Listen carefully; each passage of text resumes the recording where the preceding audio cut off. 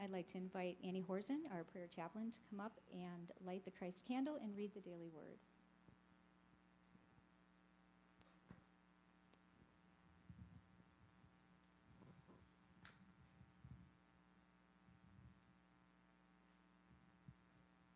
I light this candle to remind us that each and every one of us are the light of the world.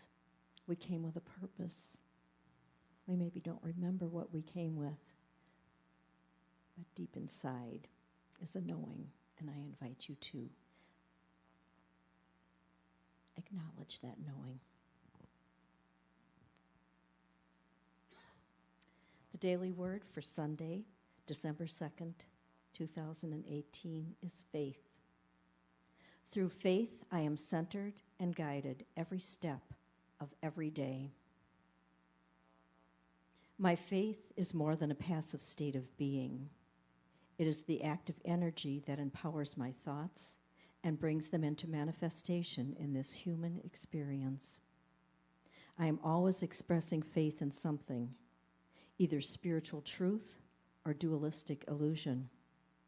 I am grateful for the growing awareness that allows me to recognize where I am placing my faith and to make conscious, creative choices through each day.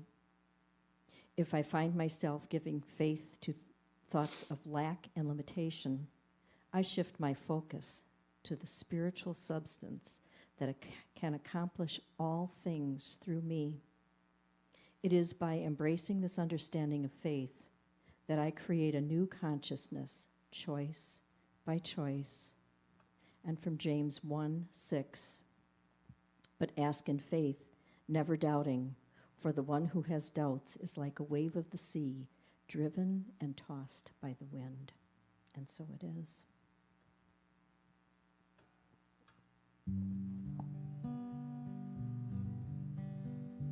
Our Father, which art in heaven, hallowed be thy name. Thy kingdom come, thy will be done on earth as it is in heaven. Give us this day our daily bread, and forgive us our debts as we forgive our debtors, and lead us not in temptation, but deliver us from evil. For thine is the kingdom and the power and the glory forever. Amen.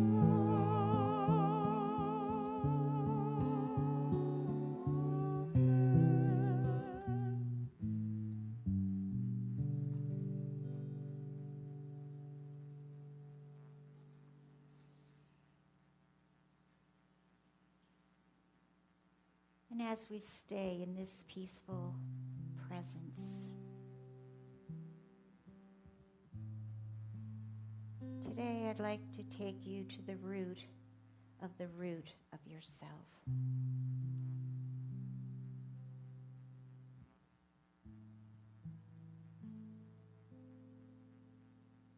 Don't go away.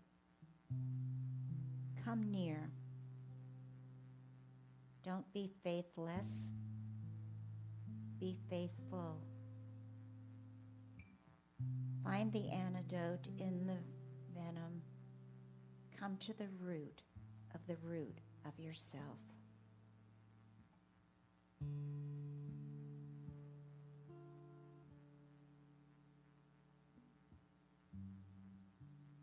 Molded of clay, yet kneaded from the substance of certainty.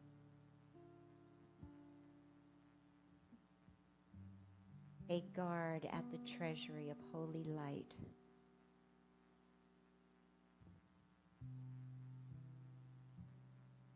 Come, return to the root of yourself.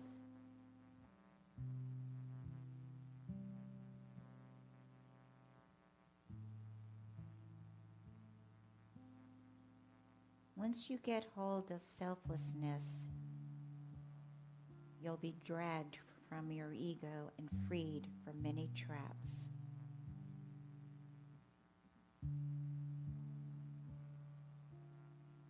Come, return to the root of yourself.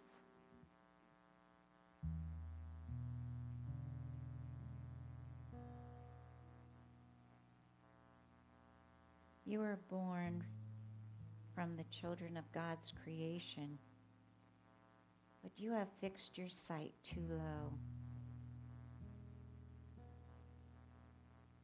How can you be happy? Come.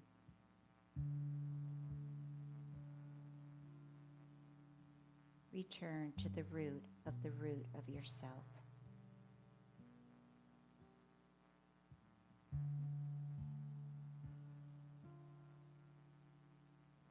You were born from a ray of God's majesty.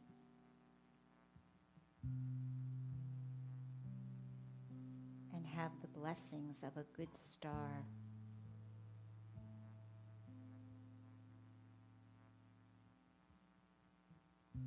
Why suffer at the hands of things that don't exist?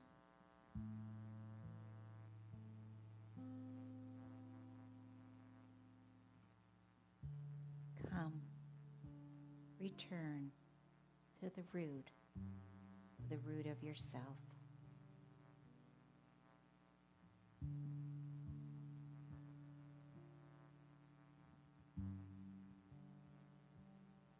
You are a ruby embedded in granite.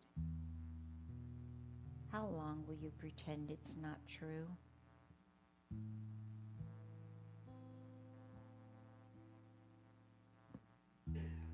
We can see it in your eyes. Come to the root of yourself.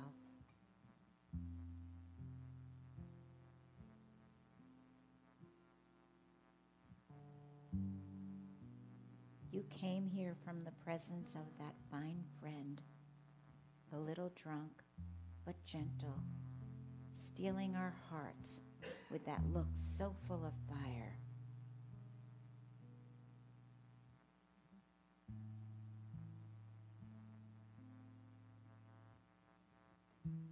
So I ask you now,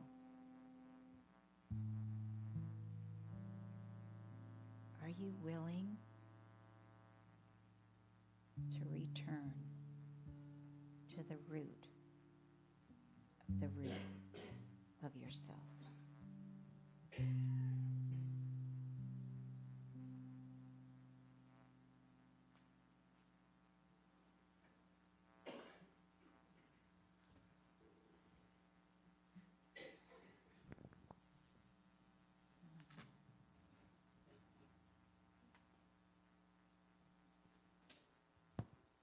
I'd like to say that I made that up or I wrote that, but it's actually from Rumi.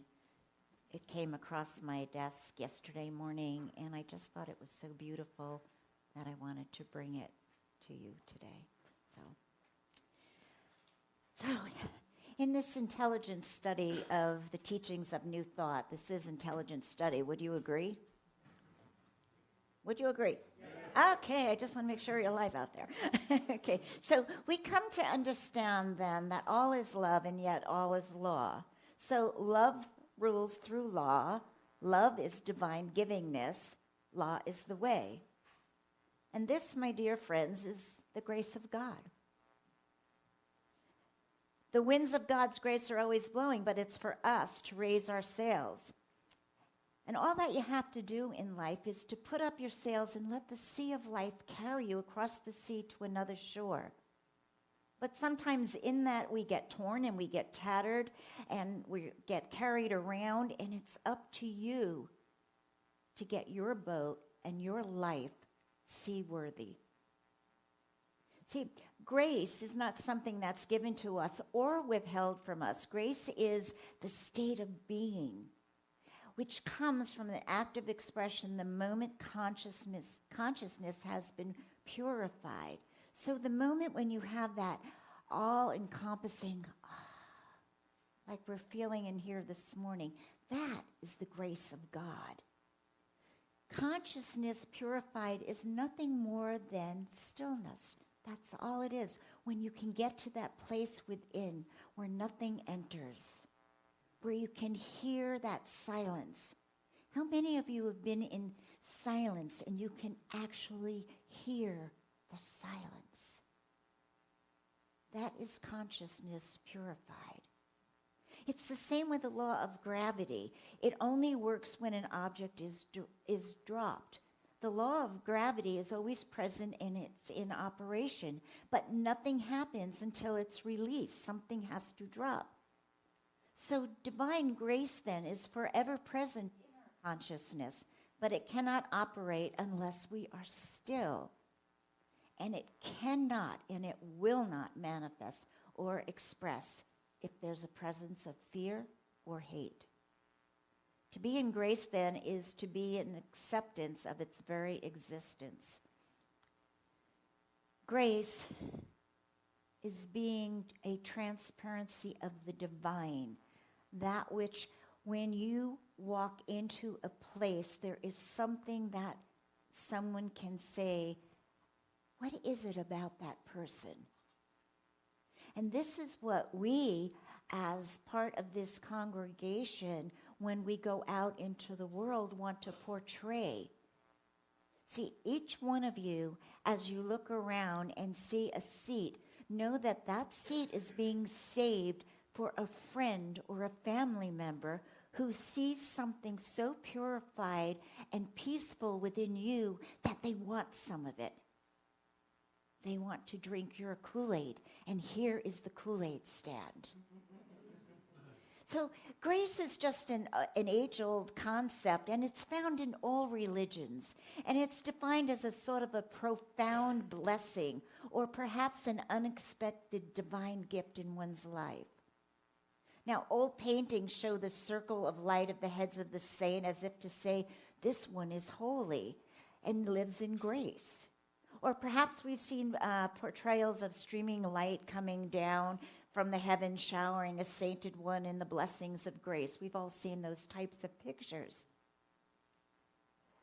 But in this new thought teaching, we don't look for halos or clouds parting in order to know that the essential divine nature is in every human being. For we know we are each individual manifestations of the one divine mind. And we are living through that one life. From this perspective, then, our natural state is to live in divine life happily and joyfully and be one with this world. See, if we re-examine the concept of grace, we can see that it is a new definition in today's understanding. Some sensitive people can describe the physical experience of grace as it is sometimes can be felt in the very subtle terms of a sense of lightness, sweetness, fullness, and blessing. You know, when I was writing that, I was thinking of Iris. Iris is that person that she's had a sensitive about her, and you actually feel the grace of God around her. See, most people experience grace from witnessing it in the work in their lives, when you're able to surrender to your own needs, to be able to control, to manage and fix, then you become more open and more peaceful. And as you become more open, you can begin to center yourself in your own inner nature and observe your life and all that is taking place. When you can give up your attachments to how things may turn out or how things should turn out, you can simply witness the process of life and see the intelligence of it. And it's amazing. There is a profound intelligence surrounding us, and it's there every moment of our life. And we just have to open up and say yes to it. This process of living in grace, then, is knowing that the universe is unfolding exactly as it should. So at all times, it's all good, it's all God, and no matter what the illusion may be, we know that there's a presence within, a presence that's also the grace that flows through every moment of our life. And this is actually the heart of visioning, to align yourself with the highest good possible for your lives and fill your life with goodness and to sing its praises. You know, when I listened to you guys this morning, there was such beauty from the music here, from the hearts here, out to you and then back. It's amazing. Sometime, not all of you at once, obviously, but stand up here, one of you, and listen to the beauty that's coming back. And what you're doing is you are singing the praises. Everything unfolds seamlessly, and you need to do nothing to have it happen. You need only to surrender. Surrender the old ways and embrace only goodness in your hearts and minds. And just allow yourself to fall right into grace. Joel Goldsmith likes to write about the importance of being transparent for God. This is a beautiful idea, he says, and it shows the way to living in grace. So in this idea, then, you have this individual power of your intentions. Rather, you align your entire being consciously, and by choice, then, you absolutely can find the goodness of God. And you invite it in your minds and bodies and relationships to others. And when you go out and allow the flow of grace to be around you, no matter where you are, people will smile. People will feel that energy and they will look up and they will smile. There was a time when I lived in Federal Way. I was putting groceries in the car with my friend Rhonda, and over there, the door of the grocery store, and a mother, I'm assuming a mother, and another lady and 2 children were coming out. And one little girl, she was about yay big, maybe 3, ran up and put her arms around me. So I bent down to the ground to be at the same level. And she just hugged me. And the mother and whoever was with the mother stood there startled. And Rhonda was like startled. And that was the grace of God. There was some type of a soul connection. And when we're open and when we're ready to allow that to come from within us, it just comes back to it. And then the little girl looked up at me, and she just turned and walked away. She never said a word. So when you align your entire being consciously by choice, the finest goodness of God just has to come to you. And I will never forget that day as long as I live. So let's try this little exercise. Take everything off your lap, and if it's comfortable for you, close your eyes and just get grounded. Center yourself within. I want you to use your gift of imagination. Imagine your skin becoming completely transparent so that all your muscles and tendons show through.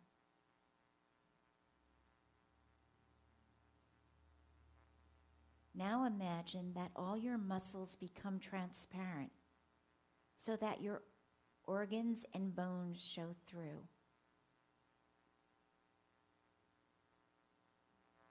Now all of your bones and organs become transparent, revealing all of your blood vessels and nerves.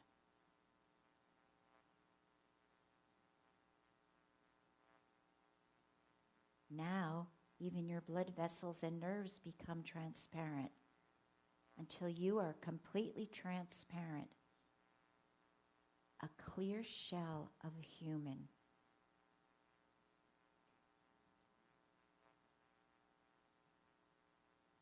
Now bring your attention to divine mind, spirit, the great undifferentiated spirit, and invite it to flow through your transparent being into this world.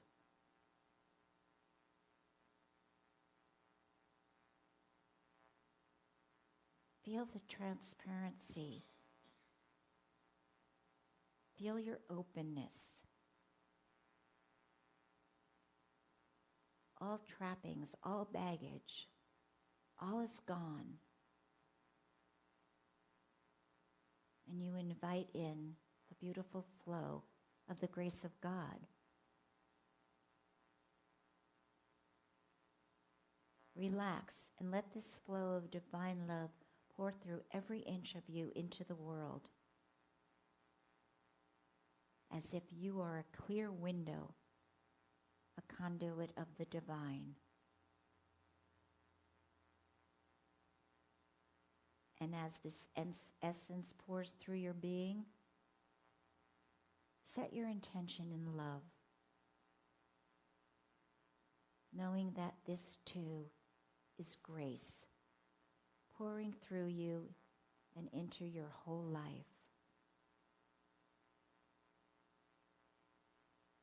And when you're ready, very slowly and very gently, bring yourself back to this room.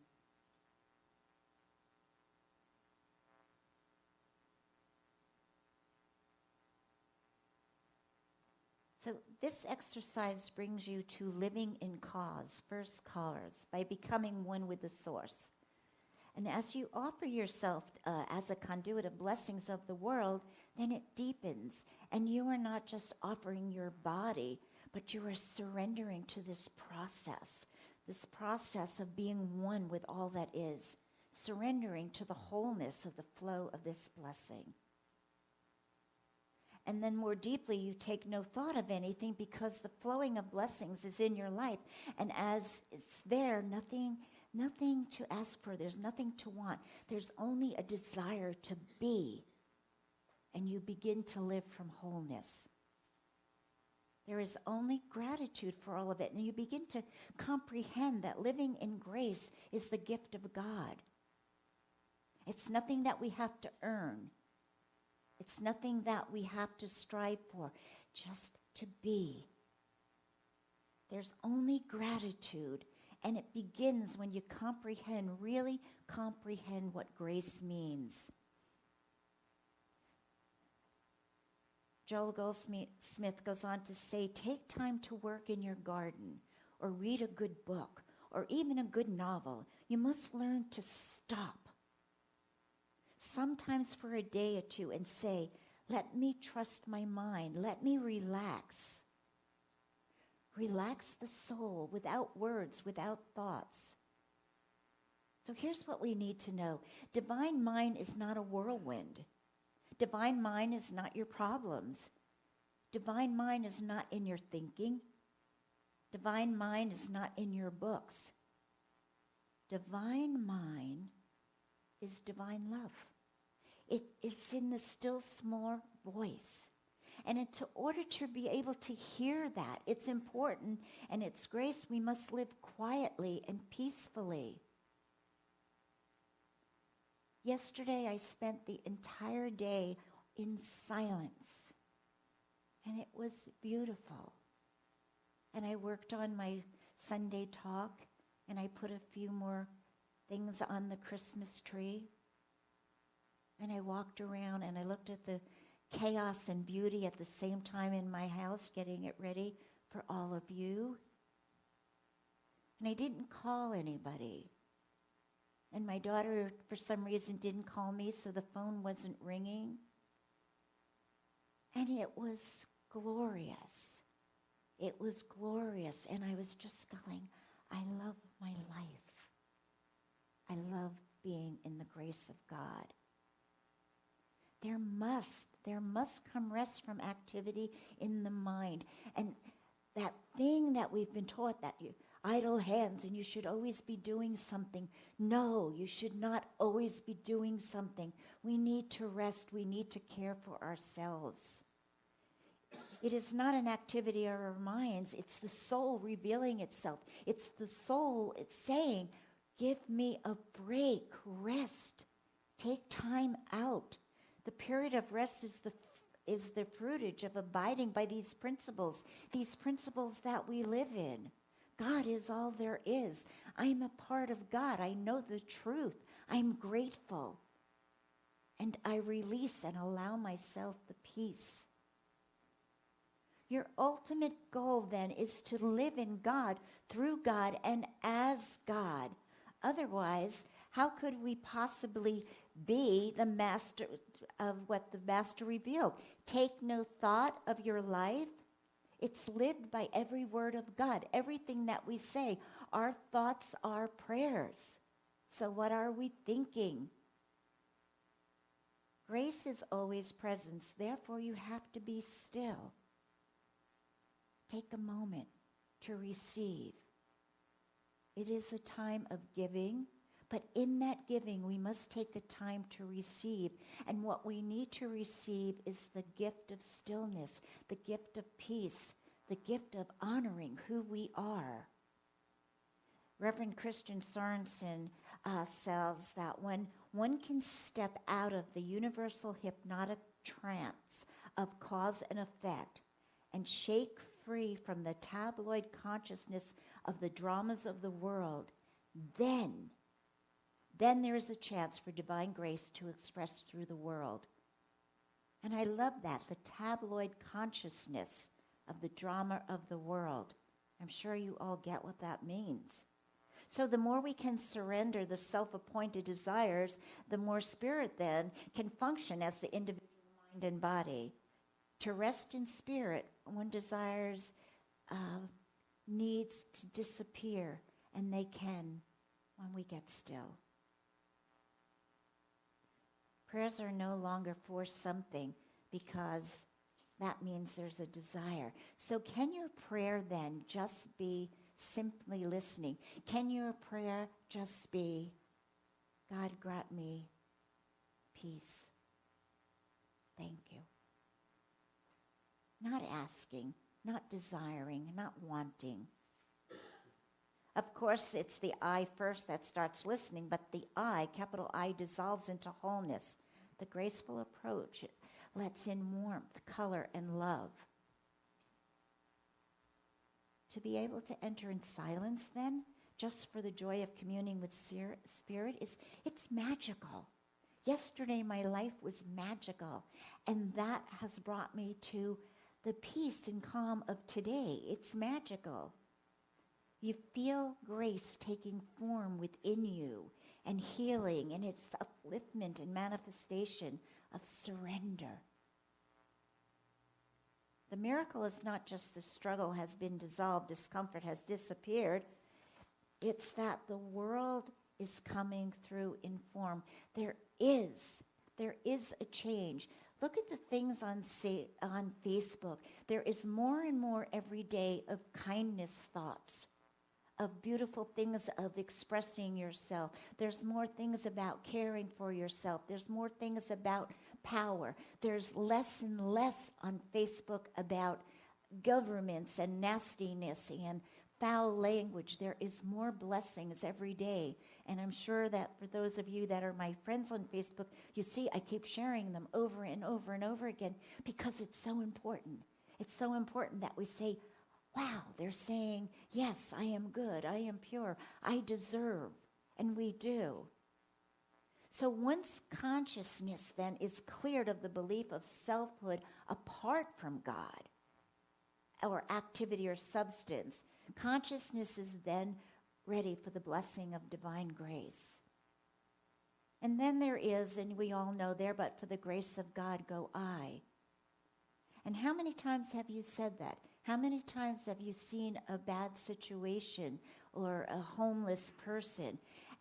And on a dime, something can change, and your life will be forever changed.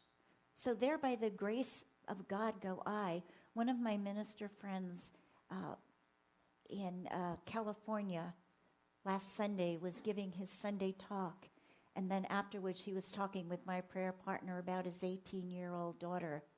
And 2 hours later, she was killed in a car accident. In a split second, our life will change. Sometimes for the better, sometimes not.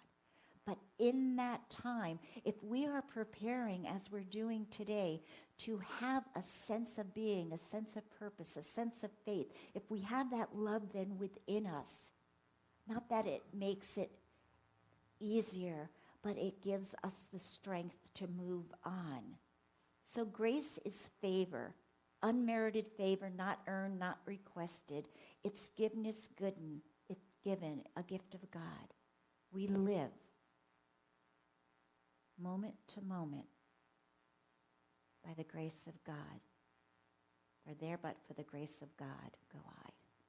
And so ends this lesson, and so begins a very precious new moment. And so it is.